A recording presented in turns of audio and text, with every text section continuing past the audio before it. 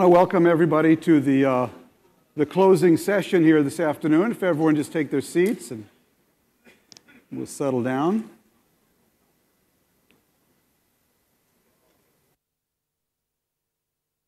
Our closing session is entitled Shaping the Future, and we have a great panel assembled here to share with us their ideas of the innovations, the principles, the values, the technologies, the ideas that they think are going to be most impactful in shaping the future. Let me just start to my far left is my friend Dov Seidman, the founder, chairman, and chief executive officer of LRN USA. Next to him is Professor Richard Pascale, associate fellow of the Saïd Business School, Oxford University. Next to him is another friend, Kai-Fu Lee, chairman of the Innovation Works from here in the People's Republic of China. And lastly, Otto Scharmer, senior lecturer in organization studies at MIT's Sloan School of Management. Before we begin, I want to just take this moment to acknowledge the forum's community of technology pioneers who are with us here in the front rows. If they'd all wave, the technology pioneers, there, okay. This community, as a lot of you know, is composed of companies from around the world that develop and apply the most innovative and transformational technologies. The work undertaken by these companies holds the promise of significantly disrupting the way business and society operate. In addition, companies selected as technology pioneers must demonstrate visionary leadership, show the signs of being a long-standing market leader, and its technology must be proven. The 26 companies that have been selected by the World Economic Forum as technology pioneers in 2010 represent some of the most innovative startups from around the globe whose innovations will have a critical impact on the future of business and society. And since I know some of them, I can testify that every word of that is true. So congratulations. Great to have you guys here. Hopefully we can give you some new ideas for companies to start, by next year's economic forum here in China. Kai-Fu, can I start with you? Give us your thoughts, and we're going to have everybody go down the line. What do you think are the ideas, technologies, principles, values, that are really going to shape the future most impactfully? Okay. Well, I think innovation takes on a new meaning in the 21st century because everything moves much faster. If you think about the idea of communications in the old days. A little closer to the mic. Yeah. Yeah, okay. Yeah, perfect.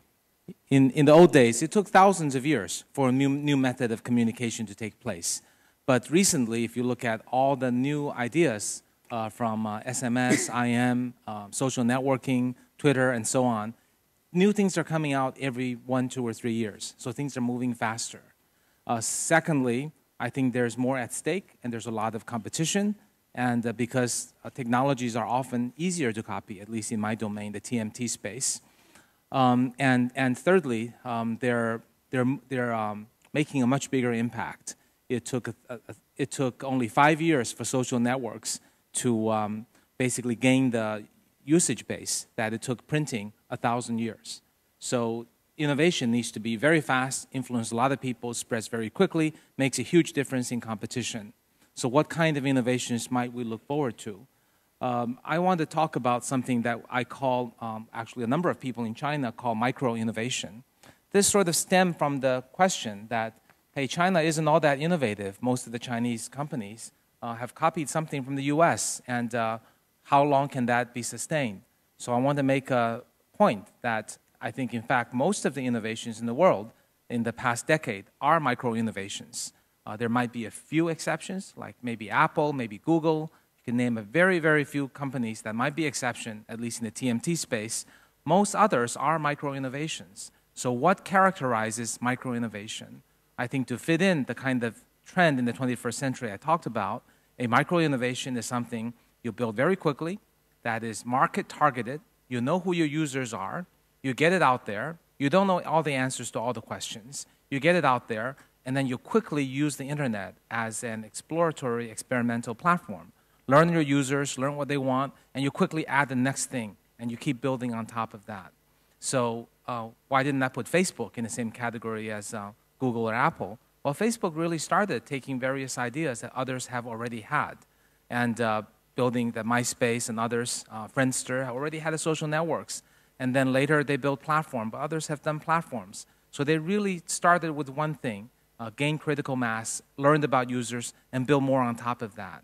That takes advantage of the very fact that internet is a very quick platform to immediately get user feedback, which you can't do in automobiles and other industries. And also, it allows you to experiment and try with almost no cost. It's getting cheaper and cheaper to build things on the internet with open source, cloud platforms, electronic stores. 3 people with funding of tens of thousands of dollars can build something. So I think more and more of not just Chinese but American companies are going to do this type of micro-innovation. And what I say may be more pertaining just to the TMT internet space. And then they build value over time. People take Tencent often as an example. This is a $30 billion Chinese company in market cap. And some people say there's not much innovation. If you look at everything they've done, they took instant messaging from ICQ, they took the micropayments from Cyworld, they took question answering search from Naver's. But when you put it all together, it became a very nice package that's very useful for the users, that generates very good business, they're making good money, it's delivering value, it's helping the Chinese citizens communicate and entertain themselves.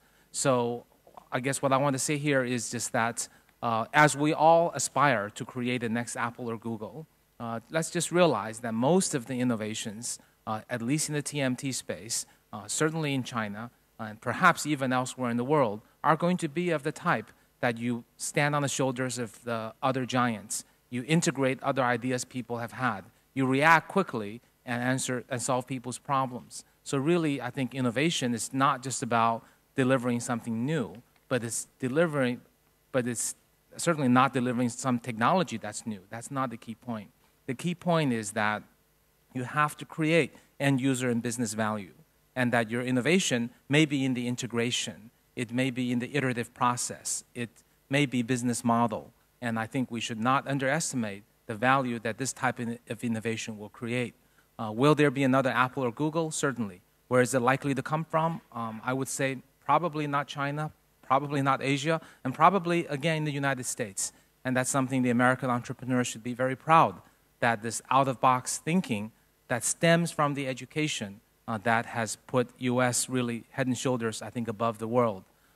We had a session yesterday thinking, when will the next big innovation come from China? And most of us, the thought leaders from China, would generally agree that China will generate a lot of end-user and business value, but probably not create an Apple or Google anytime soon. And when asked to put a timeline, people think maybe 50 to 100 years. Because in order for China to get to that stage, it needs to really reinvent its education system. I think that's all I'll say right now. Thank you. Thank you very much. Richard, what's your breakthrough of choice? Help me if this mic is in the right place. Well, looking out on the faces here, I recognize a good number of them through the Idea Labs that I've facilitated and sat through. So I think there's 3 levels, Tom, that I'd tackle. One is a certain optimism from the ideas that, sorry, we've been all exposed to. You know, the lady from Oxford, the gentleman, the professor from Oxford who's implanting a protein, a light-sensitive protein in the neural networks as we come to understand how our brains work, that actually, when receiving a laser light, it runs, and when the light turns off, it stops. In fact, there was another video that they didn't use. I think they thought it was too racy for Klaus, which actually had flies engaged in sex when the light went on, but we thought that was a bit too much for our audience. But you know, pretty cool technology that's obviously sort of promising science that's not ready for showtime, but certainly shows the way. Then you see in those labs promising ideas that are more in the prototype stage, like the blinding flash of the obvious from one of the social entrepreneurs who observed that by simply putting subtitles in Hindi below children's cartoons or music in their TV shows, you could vastly affect the 300 million illiterate kids in India just by having each syllable light up as the song was sung or the characters were speaking. And the trick there is how do you engage the TV moguls in actually doing this technology when it, in fact, is proven to be effective. And then you get things closer to the world of the technology pioneers who just came from a session, which is sort of this place's version of Match.com, where you have folks who have ideas that are really ready for showtime and getting the commercial know-how and the connections in the audience really hooked up with them. One Korean university having implanted an electric wire in roadways that allow, through a magnetic field, for cars to have smaller batteries and to charge as they drive. This being proven actually in Seoul and being tested in Park City, Utah.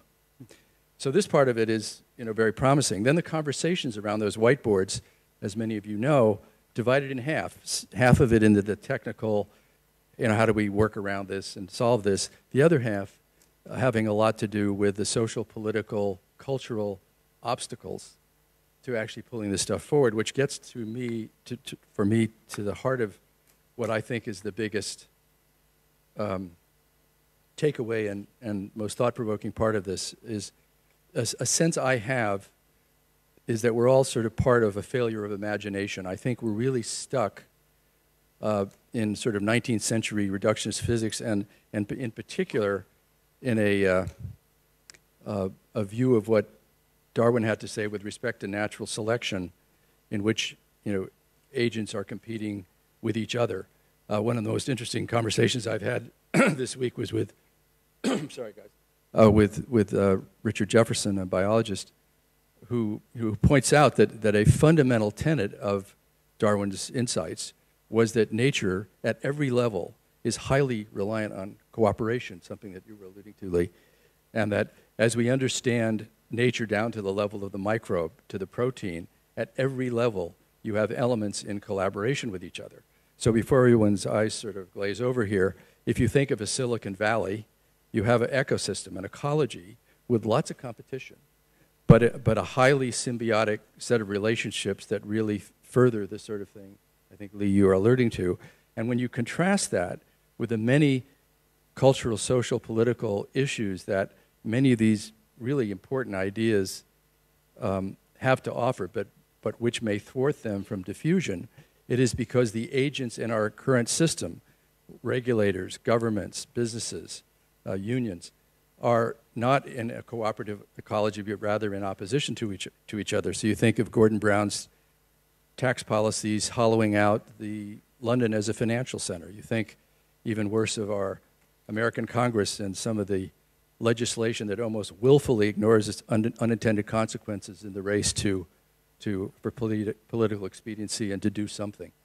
So I think, to stop with that, I think we need to get out of the way in which these agents that we turn to solve our problems go after their agenda in a manner that is counter to the collaborative way in which the best of nature really works. Great. Otto? Well, I would like to propose the idea of a missing macro innovation, maybe adding to the earlier conversation. And I would argue that with a few points. The first one is sort of obvious. We live in an era of massive institutional and societal transformation. So in my lifetime, I have seen 3 times tectonic plates shifting. So the first time was in Berlin, when the Berlin Wall collapsed. The second one was the collapse of the apartheid system in South Africa. And the third one, of course, the rise of Asia as the new center of gravity in the world economy. And yet, I believe that our generation, the most important tectonic shift that we will experience is just underway. And it deals with the transformation of the relationships between business, civil society, and government. Today, the sentence, "we collectively produce results that nobody wants," can be applied to almost all larger systems. Health, education, sustainability, poverty, we collectively produce results that nobody wants. That's the state of the world today. And The question is what to do with it. What do you mean by that? We collectively produce results nobody wants. Give me some examples. Okay, there's no person that gets up in the morning and says, okay, let's kill another species today. Or let's kind of make another 100 million people, push them into poverty or something. So there are unintended side effects of how we organize society today that we collectively enact, and yet there's no individual who really intends these results.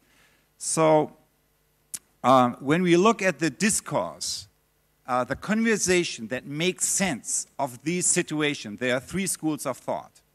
The first one is, it's government failure, we need more market. The second one is, it's market failure, we need more government and regulation. The third one is, it's a system failure, we need more multi-stakeholder dialogue.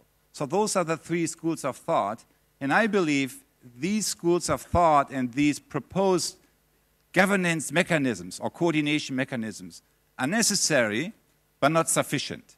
And that may be the most important innovation that today happens deals with the birth of a fourth coordination mechanism that's not market, it's not regulation, it's not multi-stakeholder debates and dialogues, but it is awareness-based collective action. And what I mean with that is that you pull together the key players, the key actors in an ecosystem and move them through a process of sense-making, walking into each other's shoes, coming up with a shared understanding of the issues, brainstorming new possibilities and then exploring them by doing. So it's a kind of an intentional process. It's not just another stakeholder debate, but it's something that results into collective creativity and that allows us to innovate at the scale of the whole system rather than in small pockets. Interesting. So, and what I believe, so having facilitated over the past few years a number of such projects or attempts, multi-stakeholder, cross-sector projects that aim at systemic innovation, what I learned is that the most important leadership skill that we need in all, so that, I do that in education, sustainability, in health, in business, and from a leadership point of view, it's always the same. These are not different problems, they are the same problem. And the problem in these systems is, how do you pull together all these different actors and move them through such a collective innovation process? That's the most missing leadership skill in all systems today. And that leadership, that collective leadership skill, is nowhere nurtured in any institution of education, let alone institution of higher education. So that's the big gap that we deal with. And the one idea that I maybe would like to propose is that we address that gap. The gap to create the collective leadership capacity to making that work. And the most obvious way of doing it would be to close all business schools and to reinvent them by turning them into tri-sector leadership schools that move the space of learning out of the classroom and into society, and that provide them then with social technologies kind of for moving these larger systems through these innovation processes, and that put young people into the driver's seat of change. So that would be maybe the idea. And what I'm sort of arguing kind of on a conceptual level is that what we have heard in a number of discussions over the last 3 days, great results are driven from a system, right? So the quality of results in any kind of system is driven by the quality of relationships. And the quality of relationships is driven by the quality of awareness of these actors. So what I'm arguing is an intervention. Oh, what do you mean by awareness? By awareness, I mean whether, when you bring together a group of people, so the basic process that I'm arguing, the collective leadership and innovation process, is that you move a group of people that all start with their ecosystem awareness, my personal institutional interest, and you move them through a journey of walking in each other's shoes, understanding the larger system, so that the whole group begins to operate from an ecosystem awareness. From ecosystem to ecosystem. right? Excuse me, I'm writing a column here. Thank you very much. That's very interesting. So that's the missing innovation process today. And without addressing that gap, we will not transform the opening statement, which is collectively producing results that no one wants. Dov, we're going to go to you for a second, but I wanted to give our tech pioneers their cut on this, and we've got a video that's going to do that. So they're the hidden actor on this panel. Can we run that video now?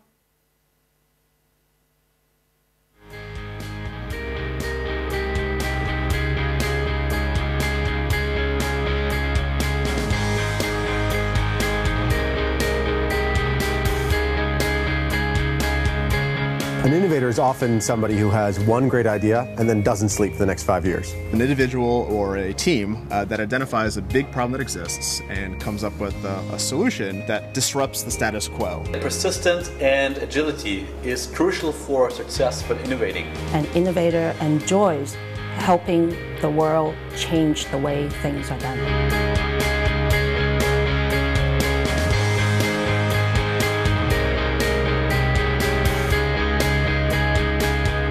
Our goal is to take that content, the content that's not yet on the web, and make it online and open and accessible to everyone. We come up with solutions such as biodegradable plastics that resolve litter problems. What we do is to embed computers and sensors into proven therapeutic products. We are trying to reduce carbon emission through the power that we generate. You can start great technology companies anywhere in the world if you recognize you're playing a global game right from the start.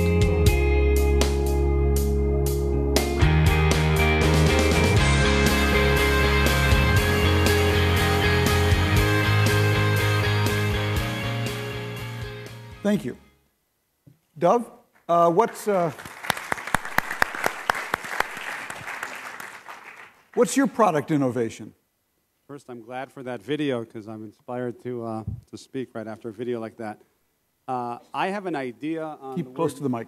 I have an idea on the idea of principles. And your innovation is a principle? In principles. In Ideas principles. about principles. And what I mean is, let's say I wanted to lose 5 pounds or a few kilos. It wouldn't take me longer to eat. I'd go to the restaurant and I would just order differently.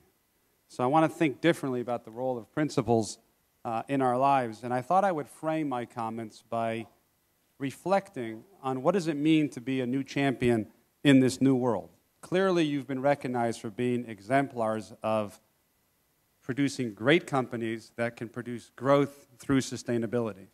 And right about now, I think it's fair to say somebody is asking you, you are so successful, right? How are you going to scale your business? In other words, how are you going to become too big to fail? And my idea is that it's the wrong question. Too big to fail is the wrong question. The right question is, how are you going to scale your values? Now, you have great values. You stand for great values or you wouldn't be here. But that's different than scaling your values. You might be living them, but how do they become part of the DNA one person at a time? Yesterday, I caught up with K.R. Sridhar from Bloom Energy, another tech pioneer, and we were catching up, and I asked him about how he's scaling his company. He said, every single person Bloom Energy hires, I interview. I asked him why. He said, because I'm checking them for a cultural fit.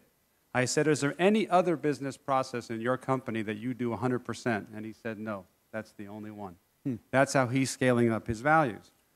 And one reason to do that is to understand that we're new champions in a new world, which means, what is it about this world? You know, the dinosaurs had an excuse. A comet hit the Earth and created, back to Darwinistic theory, created an impossibility for them to adapt. But we have not had a comet hit our Earth. The crisis that we're living through is not an end-of-life crisis. It's a way-of-life crisis.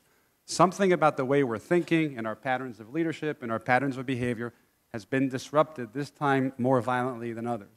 And we have a choice to go looking for a new bulwark, something that's going to keep our feet on the ground and not let us lose traction in this very difficult world, that simultaneously keeps our feet on our ground and guides our behavior. And the only reason to do that and to look for this new bulwark and simultaneous propellant is if we take your flat, hyper-connected world and accept 3 implications of it. In this interconnected world, behavior matters more than ever and in ways it never has. In addition to that, why? Why? Because we're so connected that we have become so connected that we're frankly, ethically, if not morally, interdependent. One person can hurt somebody across the world. One person packaging up a mortgage and being deceptive in that behavior and doing that 1,000 times and shipping that mortgage to the East Coast and then it winds up halfway across the world, we've lived through the outcome of that. So interdependence leads to ethical, interconnection leads to ethical interdependence. Back to Otto's point about relationships. When you are so connected, the nature of our relationships is exposed. Are we in a relationship situationally, sustainably, transactionally, or deeply, meaningfully, or not? What's the difference between a situational relationship and a sustainable one? Situational is I will treat you any way I can as long as I can get away with it. I'm thinking here and now. I might not ever see you again. I'll do what I need to do. Sustainable is I want to have a sustainable relationship with you. And I'm going to ground that relationship in a set of sustainable values. These are human values: truth, trust, transparency, honesty, the values that enable human relationships, and then a higher form of... To give the kind of relationships Otto's talking about. Without them, you won't get the innovation that we've all been trying to talk about. So let me propose a few innovations if you agree that values, and I'm talking about the sustainable values, the human values, have a role to play in our lives. The first innovation is to not think in terms of human innovation, asking human beings to come up with new technologies and services, but rather, instead of human innovation, how about innovation in humanity? How do we find new ways to come together to collaborate and have relationships? So I propose innovation in humanity. Think of this by analogy. You remember when Windows came out, and when Windows was installed, that was an operating system. And we installed the operating system because we wanted to launch Word, Excel, PowerPoint, and then attach those to an email and send them around the world, etc. The behaviors that we want in the world today, resilience, agility, innovation, not any form of innovation, but disruptive innovation, those are the killer apps of the 21st century. But we have a 19th century human operating system where we govern people with carrots and sticks against rules and policies. And for some reason, the limitation of that system is not able to launch all those new human apps that we so desperately need. So the recipe, if you believe we need innovation in humanity, that we're going to create a new human operating system, after, in fact, we've systematized every aspect of business, ERP, HRIS, TQM, Six Sigma, every aspect of organizational life has been subjected to systematization except for how we work together and how we get work done around this place. In other words, our culture. Now, an ancient philosopher, Heraclitus, said character is destiny. In a connected world, organizations have a character, their culture. And instead of letting culture just simply happen organically by setting the tone and seeing what happens, we can get deliberate and systematic and rigorous about culture the way we have about everything else.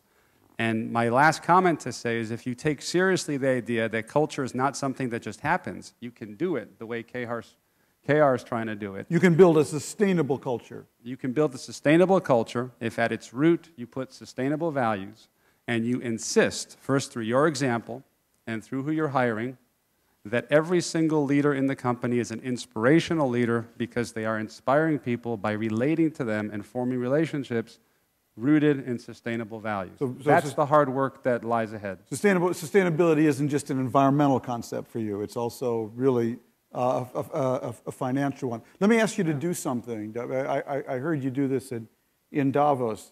You did a poll there, as I remember, with some CEOs. We've got the young tech pioneers, so let's do that poll here. All right, so new champions, or raise your hands, just so I see who we are. Let me ask you a question. No, do it broad. Who's a CEO? Who's an executive? Who's leading an organization here? Yeah. Okay, keep your hand up. Keep your hand up if pretty easily you could produce a list of your top, say, 5 or 10 performers, because you have pretty sophisticated performance management system. Remember, we systematize things. Keep your hand up if you know who your top performers are. So these are the people who know who their top 10, 20, 30 performers are. Now keep your hand up if with the same clarity and confidence and alacrity you can produce your top, say, 10 ethical leaders. The ones who are grounded in values, who do that so well that they're an example for the rest of the organization. They should be emulated. If something happens to you, they should take over. Keep your hand up. Many fewer. Let me ask a third question. How many of you believe that you would be running a better company if your very answer to the second question were as good as the first? How many of you think that there should be overlap in the list because we don't want performance and principles, but we want principled performance? And how many of you believe that the flat or hot, flat, and crowded world suggests that we should devote conscious, deliberate, intentional energy to getting an answer and then scaling it, making it part of our DNA, and that would make our organization sustainable, and if our organization is sustainable, then we can turn it towards the relationships and innovations we want. So Good. just raise your hands if you agree with that. I think you made the sale. Let me, I want to go back to the panel. If we want to go back to you. You talked about China maybe being 50, 100 years away from being able to produce something beyond micro-innovation, which is very important, I think you articulated, to macro because of education. What would Kai-Fu Lee's school, Chinese school, look like? You get to be principal for a day. Okay. You know where this country's got to go. Yeah. What would your classroom have in it that today's typical Chinese classroom does not? Okay. Well, many of you didn't go to a Chinese school. I did. So I will tell you today's school is largely about rote learning. You'll go through memorizing characters, memorizing equations, memorizing fractions, memorizing chemical formulas, and it's a lot of memorization. And that's what gets you into the top school, and that's what gets you to success. So I think it is precisely because of that process. The Chinese engineers are very diligent, they're very hardworking, and they're very solid. And they produce, and that's why China has such a great economy. But it's also precisely because of those reasons that there lacks innovation. Okay? So before I define my school, I would want to characterize, modify what I said earlier, just to be clear, that I think the micro-innovations that has happened in China will continue and continue to create a lot of economic value. But it is a shame to see such a wonderful country and people not have its own Apple or Google. So I very much want it to evolve. But it's this difficult because it's deeply rooted in education. When you ask a Chinese student, what is the area of a triangle, everyone can memorize and tell you. When you ask them why, most cannot. So that is what's happening in school here. So what would I do to change it? Well, I think a simple-minded answer would be remove it and replace it with the American education, which I absolutely believe is the best in the world. I'm very fortunate to have had American education since I was 11. However, that will fail because the Chinese rote learning and this success by scoring on examination is a 3,000-year phenomenon. That's how mayors were chosen in the old days. If you scored the highest, you became a mayor, even if you're 22. Okay, so people believe in this meritocracy by taking tests and memorizing. And it's also deep-rooted in the fact that the Chinese language requires memorization, which I think causes more Chinese education to think memorization is a good thing. So the reason I say that is that I don't think you can just replace it. It's so deep-rooted in people's genes and blood that I think the smart way would be to find an incremental way to layer in the good parts of the American system without adding more than, say, 50%. So I would teach it the Chinese way, but also teach why, rather than don't teach the memorization. Gotcha. And I think I can't go into a lot of depth, but that's the general philosophy. That's great. Richard, I see you shaking your head a little bit. Well, I was with both Otto and you until you got to your remedies, which are these classic default to the grand intervention of abolishing business schools, or in your case, the entire Chinese education system. I just don't think that's how it works. I think if you look at how nature works, and I'll give you applications, you start small with little things, and you build up, not through some... Right, that's actually what I said. I said layer in slowly, 10, 20, 30, 40%, not more than 50%. Well, let me tease that a little bit further. Okay. So I just want to tell a quick story. Please. 1990, Vietnam asked to help deal with this horrendous problem that 85% of all children were malnourished in northern Vietnam, owing to the privatization of agriculture. And the government said, look, we bring in NGOs, they throw money at it, you feed the kids, they get better. As soon as you can't supply those resources to sustain it, the kids are malnourished again. So is there any way to fix this on a sustainable level? crazy idea. We go into 3 villages that they asked us to take as a pilot, and we invite the mothers to find out if who were interested in knowing if their children were normal for their age and sex. Very few mothers decline that offer. We weigh the kids. We scratch their names on a very crude blackboard with their age and sex and weight, and we asked the community, how would you categorize these families economically? And they came up with 3 categories: poor, very poor, and very, very poor. And now with all that data up on a board, we say, so are any of these children who are poor, very, very poor, well-nourished, normal for their age and sex? And indeed, you found in this very community of 100 souls that there were 3 or 4 kids that were what we call positive deviants. They were deviant in a positive direction. Now you've got a community, not the experts and the health authorities, a community interested in what in the world are these families doing.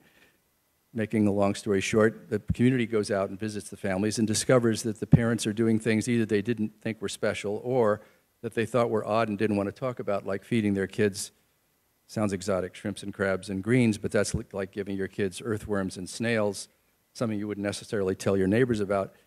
And understanding that people just like me, engaging in practices that are available to all of us, the social proof, allowed this community to then come up with a design that there and then subsequently throughout northern Vietnam massively changed the problem of malnutrition, an idea that's been taken around the world in many other ways. So I think for this consciousness that you speak of, for the need to change with a greater effect toward innovation, Tom, it relates to your idea of building from the atom up that you talked about on this podium yesterday. That you start small with what works and get, through social proof, others to say, wow, people who've had that educational experience, people who have been through that process have a social awareness, a social consciousness that just automatically causes them to look at the whole, not at the individual agents in opposition to one another. I want to pick up with your point. Basically, the big problems, you're basically arguing the big problems can only be addressed with system solution. If you don't have a system, you don't really have a solution. Not without. I mean, definitely we need all the micro-innovations and the entrepreneurship that we have there. Absolutely. But we cannot, that Ultimately, doesn't substitute. For a systemic response.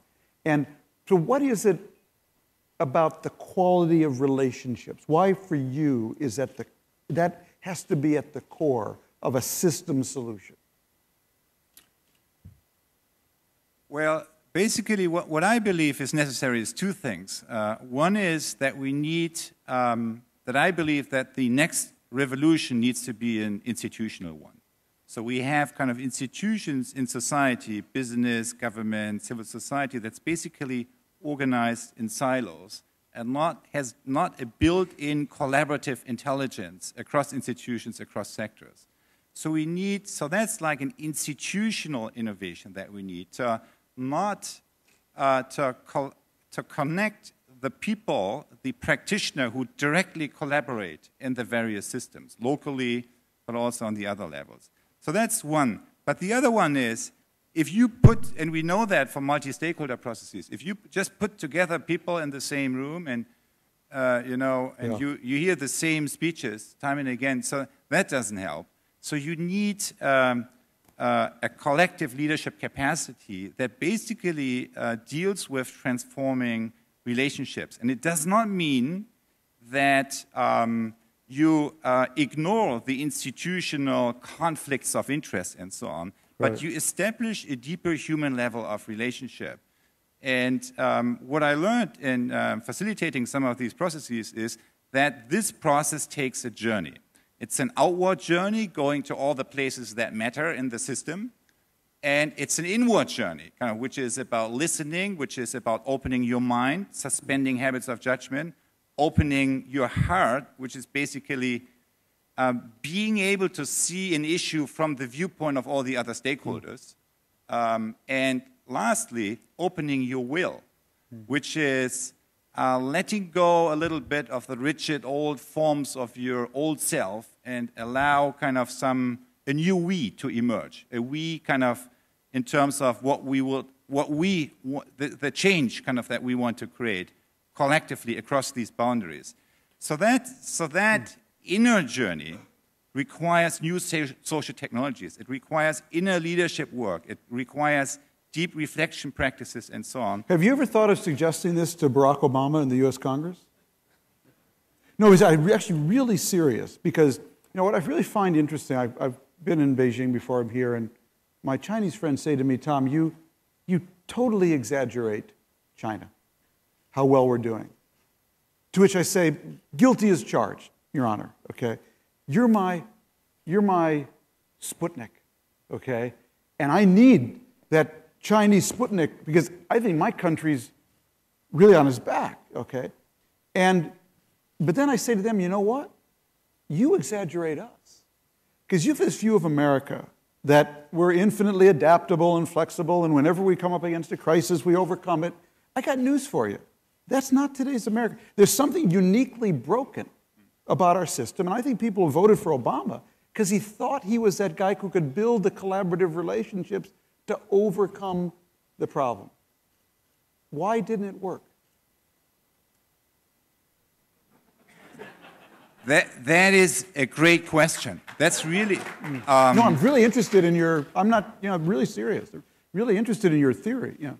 So, that is a great question, and I'm also... Because he seems uniquely... I think a lot of people voted for him because they thought he was uniquely capable of actually, you know, bringing people together.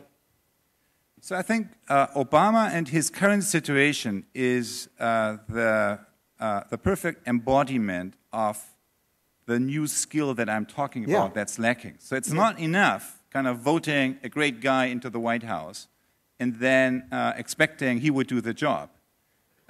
What is necessary is to drive. So yes, he is attacking some of these topics, but in an old style, kind of in convening, convening an old discourse where all the different interest groups defend their special interests. Right, interesting. And we are not moving into the real systems, the real ecosystems on the ground, kind of where you connect the practitioners and move them through a process of innovation at the scale of the whole system. Again, so what we need for that is we need to bring together, we need institutional innovation, we need to bring together the right players, and we need that capacity, which is an outer capacity, but also requires inner leadership work, like listening, right? Really listening. And the most important thing about listening, I learned, as someone who covered the Middle East for a lot of years, is that the most important thing about listening, beside what you learn, is that it's a sign of respect. And if you actually listen to people, not just wait for them to stop talking, but actually listen, it's such a sign of respect that it will allow you to say things to them later that they would never take from someone else. You know, if you don't, people can smell whether someone's listening from 100 paces. And if I think you're really listening in a way that respects me, I'll listen to everything you say. If I don't, you can't tell me the sun is shining. Well, that's one dimension, but I would say that's almost kind of the transactional dimension. I think there is another dimension which is kind of transformative, and I would describe it as that the quality of how you listen to another person is actually creating the pathway of what that person says. So it's not I think therefore I am, but it is I attend this way. Therefore, it emerges that way. So that kind of the situation that we face individually, but also collectively as leaders, that this has to do with the quality we pay attention. So I once interviewed. Go ahead. I once interviewed John Kabat-Zinn, who is kind of eminent meditation instructor in the US, and I asked him, so what is meditation? And he said, meditation is about paying attention. And when I heard that, I thought, well, that's what leadership is about. Because in my view, all leadership is about transforming the way we pay attention. So leaders transform fields of collective attention in their organizations, kind of how we pay attention to a situation, the quality, how we listen. And that's what the real leadership is. And by way of transforming the fields of collective attention and listening, we actually create the underground, the broken underground for collective creativity and collective innovation to happen. Tom, can I illustrate this real at quickly? Scale, Yeah, then I want to open to the floor. I'd like to tell one example that I think pulls all of this together. First, I think respect is a sustainable value. University of Michigan Health Systems, very scaled up business, serves many, many people, was under siege like many healthcare providers with plaintiffs' lawsuits. They decided to open the pathways to connect, and they decided to start apologizing to patients every time they harmed them, to reconnect with them. We're in the health business. When we harm people, we disconnect from them, so we're going to start apologizing. But we're going to do so authentically. If we're right, we're going to fight. If we're wrong, we're going to say so. Their lawsuits and payouts went down by 50%. Their lawyers said, don't do it, be situational. We have more money than them, fight these things, etc. The doctor said, our values tell us to reconnect with people.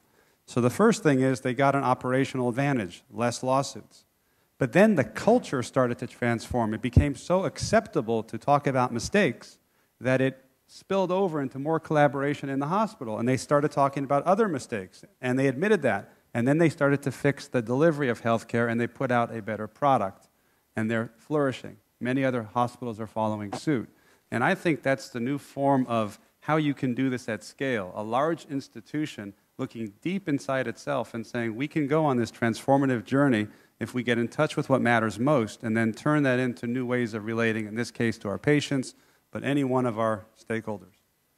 Great, thanks so much. I want to open and get some questions from the floor, if we could. Right there in the middle, we're going to bring the mic in if you'd introduce yourself, and feel free to direct your question. Mark Zawalski from Russian Business Magazine Expert. I have a question for Mr. Lee. You mentioned Chinese language as one of the reasons why Chinese people need to memorize things. And as far as I know, after the Xinhai Revolution in 1911, there's been a lot of discussions on how to modernize China. And one of the suggestions was to get rid of characters. That didn't happen, but what happened in like early 50s is that the simplification of characters that allowed many millions of Chinese people to learn the written language. So apparently it's not enough to make China an innovative nation. So do you think that there might be a room for discussion on another language reform in China? Thank you. Okay. Well, a couple of answers. First, I love the Chinese language. I'm glad I memorized it when I was little. It has many other advantages you don't realize, such as it's very compact. That's why the Chinese people can read books on their phones that Americans can't stand. So it's really, everything comes with really, it's really two sides, okay? But also let me clarify that while the Chinese language may be the root of rote learning, changing the language today won't get rid of what's running in people's blood in their belief that test systems and memorization is the way to success. So it won't fix the problem anyway. And I think basically if you ask any Chinese, it would be very much against their values to give up on the language that they believe is beautiful and has many advantages as well as some disadvantages. Great, thank you. I'm going to move over here. Just move right here. We have a question. In this hot, flat, and crowded world, the globalization came to a deadlock. It seems that WTO Doha round is in deadlock. Also, the climate change negotiation is in deadlock. So, since the topic is shaping the future, so can the panelists answer what's the future of globalization? Thank you. Well, you know, people often ask me, I said this the other day, that I wrote The World is Flat in 2005, and they say to me now, did you get it right? And I tell them I got it wrong. They say, oh, really, you got it wrong? Yeah, I got it wrong. The world is so much flatter than I thought. Okay. That's really what I see about globalization. I am a technological determinist in this sense. I do believe if you have a cell phone that at zero marginal cost allows you to call all over the world, people will call all over the world.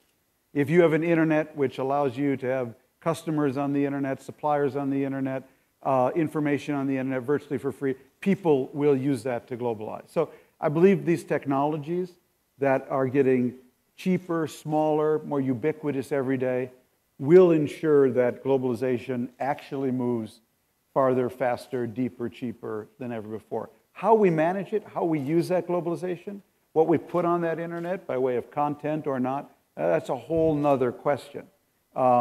Because, you know, states still matter, cultures still matter, nations still matter, and whether we can learn to collaborate using this system.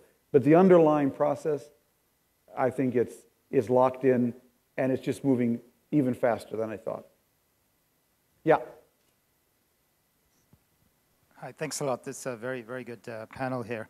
It's Cal Patel from Best Buy. Just a question, just some comments on how faith and religion feeds into some of the premises or the theories that we're talking Just about. real quickly, so we get to.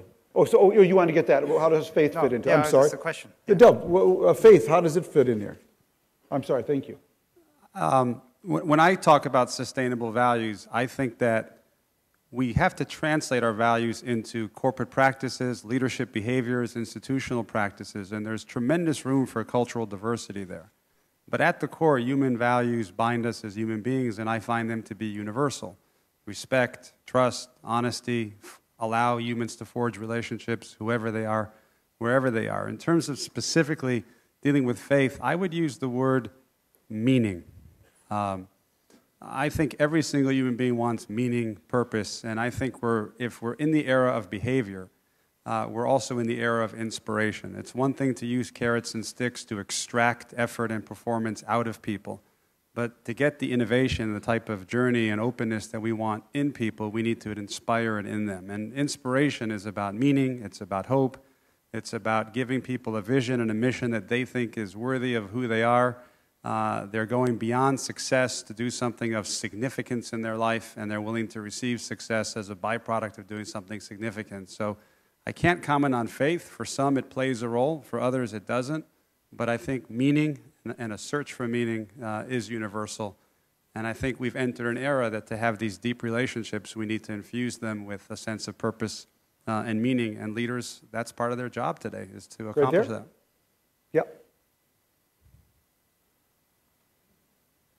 I'll give some people in the back a chance here. Thank you. My name is Mohammed Hassan. I am the co-chair of the IAP, the Global Network of Academies of Science. It's a network of 104 science academies from around the world.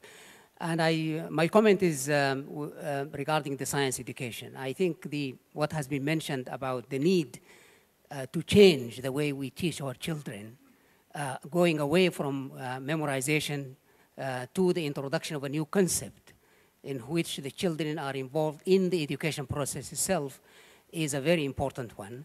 And this IAP has got a major program that is called Inquiry-Based Science Education.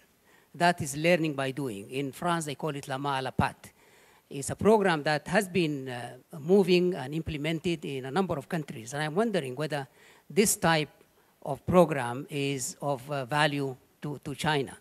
And that is to let the children themselves involved in the education process and going away from memorization. Thank you.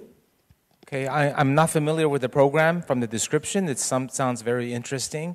I would note that having seen some other Asian countries attempt to switch from rote learning to more the modern style, understanding why first education is important for any new education system, first to train the teachers and make sure they're qualified. So to the extent that can be done, I think this sounds like a wonderful thing. Great. I'm going to go all the way in the back. So, yeah, right there. Yeah, make sure everybody around here gets shot. Thanks. Andrew Maynard, University of Michigan Risk Science Center.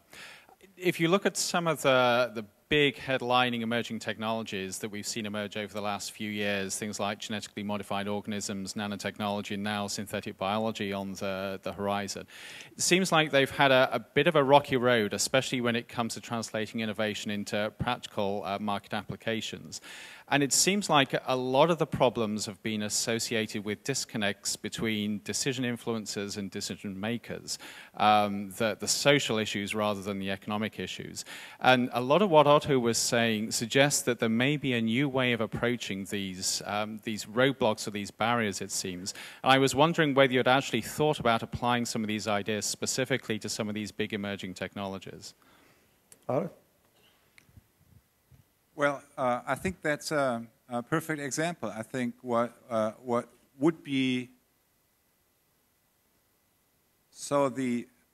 what is necessary is, I think there's one thing we can create, like with first level entrepreneurship, where kind of I come up with an idea and kind of create a startup and move with that, be that business or social entrepreneurship.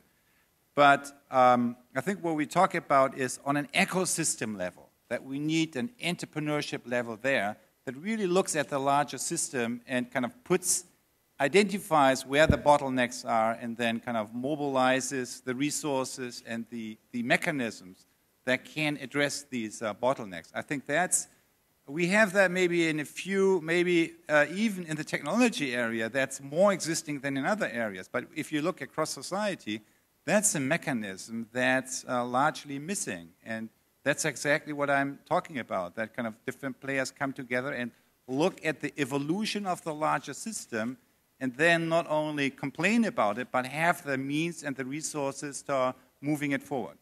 Tom, can I build on that? Please.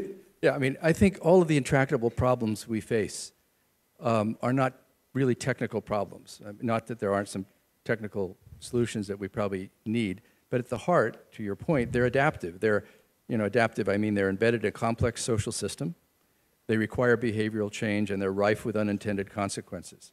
And when we really understand clearly, as we try to move forward toward working through these things, that's at the heart of the work, then our approach has got to be different as you know from my convictions. You start with a community, you start with what works, you start with small experiments, which is my complaint with the Obama question you asked, Tom, is I think instead of a wholesale reform of the healthcare system, you would have used federal funds to start lots of experiments with different concepts, measure it well, and then see on the basis of that the things you want to do more of less of.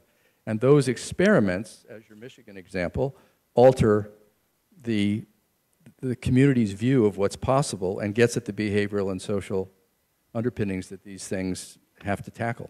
I just want to give the last word to our tech pioneers. Do any of you have a question for any of the panelists? Please.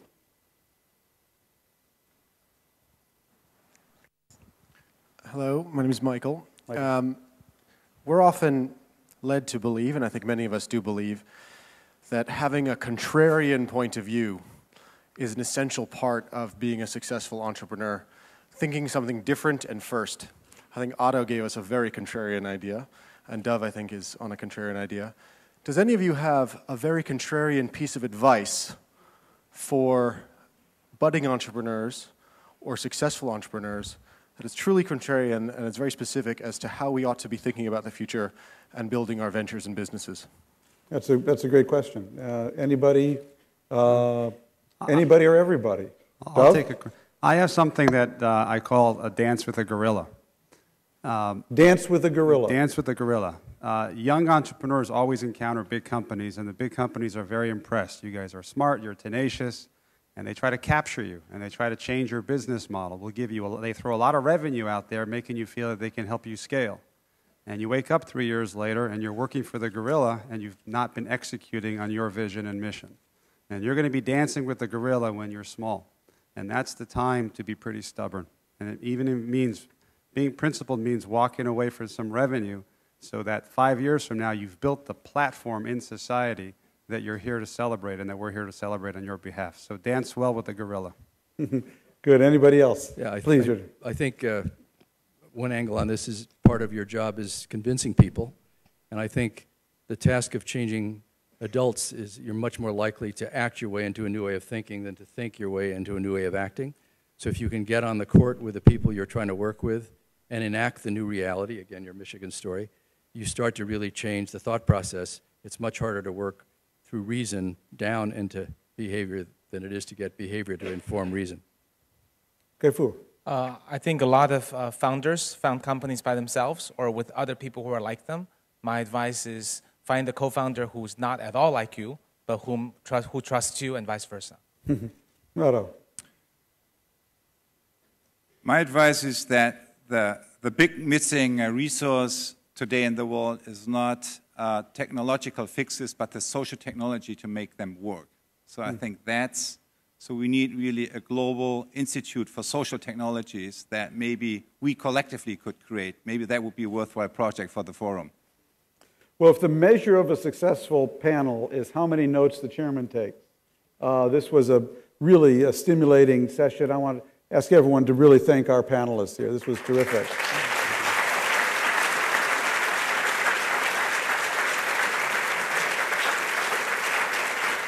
Now, if I could ask everyone to remain seated for the closing. We're honored to have the conference chairman, Andre Schneider, here, and Mayor Wang of Tianjin. And we're going to have a few remarks from them. I also want to recognize my friend Shadarin, the mayor, former mayor of Dalian. Thank you very much, and we'll turn over the floor.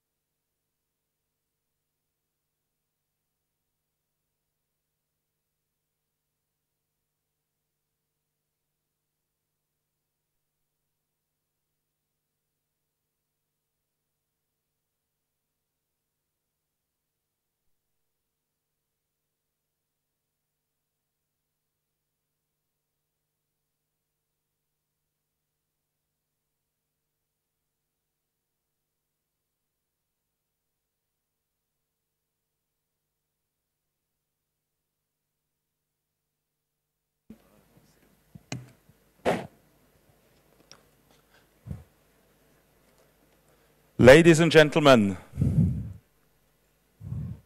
unfortunately, we are reaching the end of this outstanding meeting. And I think you would all agree that we have experienced a truly unique moment here in Tianjin during this 4th annual meeting of the new champions, the Summer Davos. And for that, I want to start to thank you all for your personal engagement that has been crucial to this success. And I think this last session has just proven this. And so, to memorize us this little bit, let us share some memorable moments in the following film.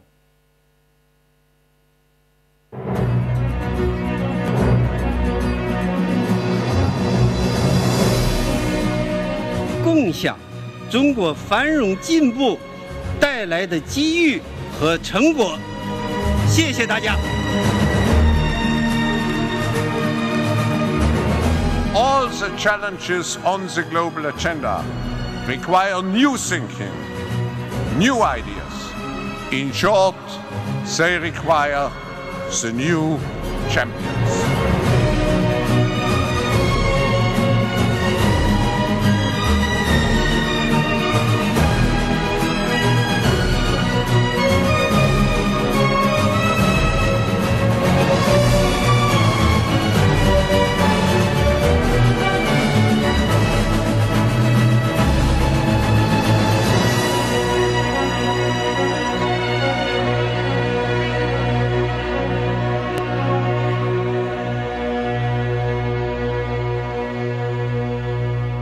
Congratulations again to all of you for making this possible.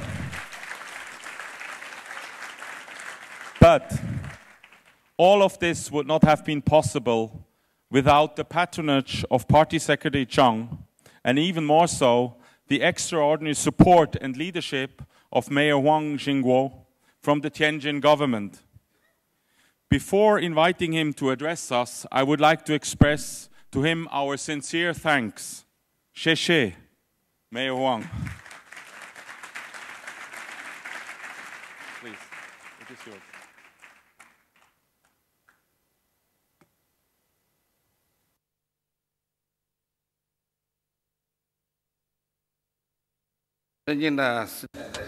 Distinguished Mr. Schneider, distinguished guests, ladies and gentlemen, good afternoon. The 2010 Tianjin Summer Davos meeting has successfully completed all of its agenda and now comes to its close. These have been 3 very exciting days. Creative sparks have collided, creating a kaleidoscope of color over 3 days. Premier Wen Jiabao personally attended and gave us an exciting speech, which instantly became the highlight of the event. Over 1,500 guests from near and far have attended the forum. The extraordinary and varied abilities of Executive Chairman Klaus Schwab have shown that he's once again an outstanding leader. This has truly been a milestone among international conferences. This forum has been a meeting of wisdom and a banquet of thinking. Driving growth through sustainability has really embodied an international consensus and represents the deep wishes of peoples around the world. Participants have had deep discussions on technological innovation, new business models, regional solutions, and sustainable growth. These forward-looking themes have seen them offer some profound and wise views with feasible solutions put forward. These will be of great value for the sustainable and healthy progress of the world's economy. This forum has been a rare opportunity, once again, for the city of Tianjin. This has allowed us to personally experience the wisdom and charisma of leaders from around the world and allowed us to display the unique attractions and energy of the city of Tianjin. Our deep discussions with opinion leaders from around the world have laid the way for cooperation in the future. Let us open our arms to a closer relationship with the world. Ladies and gentlemen, creative sparks are strengthened when they collide. And the same holds true for friendship. The 2010 Tianjin Summer Davos Forum has been such a crossroads of wisdom and friendship, planting the seeds for world economic recovery and sustainable growth. And this cannot fail to reap much fruit in the future. All good moments come to an end.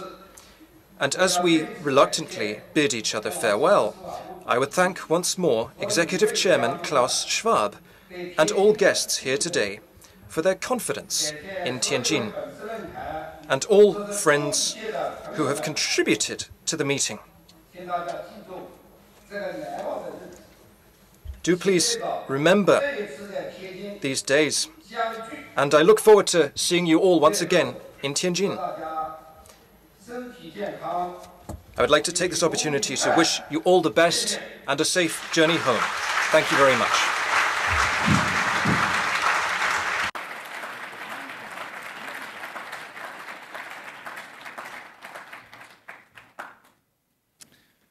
The last 72 hours have brought together over 1,500 leaders from around the world, from every industry and every sector of society.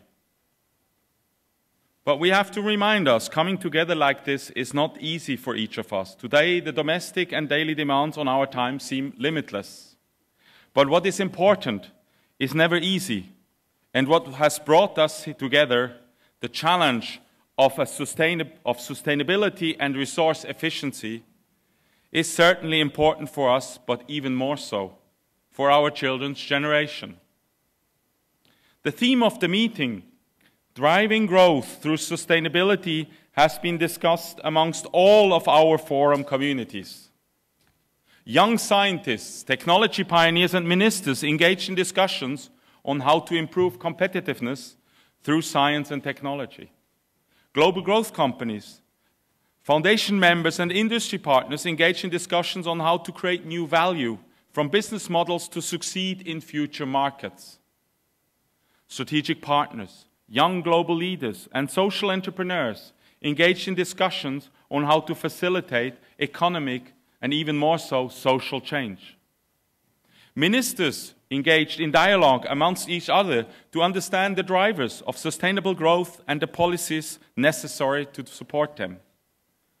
All of us, particularly the mentors of the annual meeting of the new champions, contributed to the discussions on designing effective global industry and regional solutions.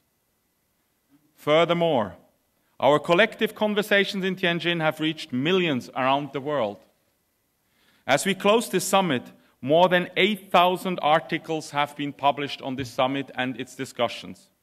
Over 855 million people have been made aware of the challenges and solutions related to driving growth through sustainability in all online medias.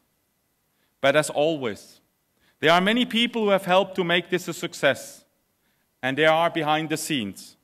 So I would like to recognize the important role of Vice Mayor Ren from Tianjin. We must also not forget the efforts of the Tianjin Municipal Government, the Tianjin Organization Committee, the Tianjin Public Security Bureau, Tianjin volunteers, of which more than 2,000 supported us here, the Tianjin Airport, Tianjin Museum, transport and all drivers and staff of the convention center, the hotels, police, and not to forget the Tianjin citizens. Once again, many thanks to all of you for making our time so full of insights and so pleasant. But as mayor,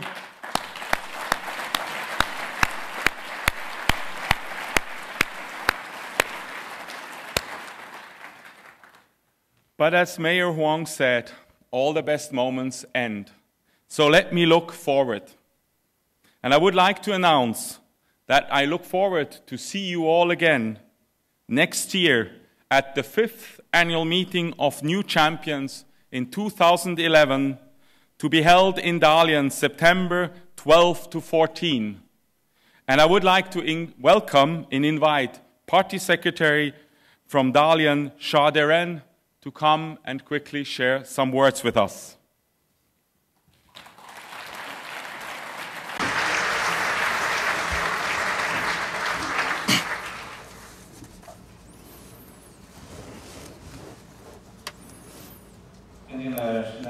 Mr. Schneider, Mayor Huang, distinguished guests, ladies and gentlemen, first of all, I want to, on behalf of the city of Dalian, I want to congratulate the successful convening of this year's AMNC, as was mentioned by Mr. Schneider just now. Under the meticulous organization of the WEF, leaders from both political and business circles around the world have, circling around the theme of continued development, have conducted extensive discussions. It is fair to say that this forum is indeed a gathering of intelligence and a feast of ideas. The Dalian delegation has come to attend the meeting in a very serious manner and has also achieved fruitful results. I want to take this opportunity to thank Professor Schwab and Mr. Schneider and your team for the excellent arrangement that you have made for us. At the same time, I also want to thank the Tianjin government, Mayor Huang in particular, for the huge effort that you have exerted to ensure the success of this meeting. The partnership between Dalian and the forum has been 4 years already. Over the past 4 years, we have successfully hosted the 2 annual meetings of New Champions, one in 2007 and the other in 2009. During this period, the partnership between Dalian and the forum has already become facilitators for Dalian to engage more closely with the world and speed up its opening up. Over the past 4 years, we have established strategic partnerships with many member companies of the Forum, which has helped materialize a number of major industrial and technological projects, given impetus to the upgrading of our industrial structure and the transformation of our mode of development. At the same time, local businesses in Dalian, by using the platform of the Summer Davos, have strengthened international exchanges, learned international experiences, identified international partners, and boosted international competitive edge. I think we can say that Dalian has become the largest and direct beneficiary of the Summer Davos. Just now, Mr. Schneider declared the next year's the 5th annual meeting of new champions will be held in Dalian. This shows the great trust and confidence that Professor Scharmer and the Forum has on Dalian. Next year's Summer Davos meeting will be the 5th Summer Davos, the 5th year, and it will also mark the first year of the 12th five-year plan period in China. Therefore, it will be a time point that has historic significance. The holding of the Summer Davos in Dalian at this time will draw special attention. The grand blueprint of the 12th five-year plan period and the innovative development, harmonious development, green development in Dalian will surely lead to deeper reflections among the participants. Faced with the problems still existing in the post-crisis world economy, some solutions will be identified. Ladies and gentlemen, to do a good job of hosting the 5th Summer Davos meeting, I'm deeply aware of the heavy responsibility. We will conscientiously learn from the experiences of the previous 4 meetings, emulate the good approaches of Tianjin, work hard to create comfortable conditions that are conducive to stimulate thinking and promote exchanges, one that is comfortable, green, and low-carbon conditions. On behalf of the 6 million Dalian people, we look forward to welcoming each and every one of you in the beautiful city of Dalian from the 12th to the 14th of September 2011. Thank you all. Mayor Wang, if you might join us. This is a moment where we will go away, but I would not want to miss to announce that we're also very glad to know that in 2012 we will be coming back to Tianjin. But let us now celebrate, thank you. Let us now celebrate the outstanding partnership between Tianjin, Dalian, and the Forum. And after that, I'm pleased to announce that Tianjin is inviting us to the closing reception.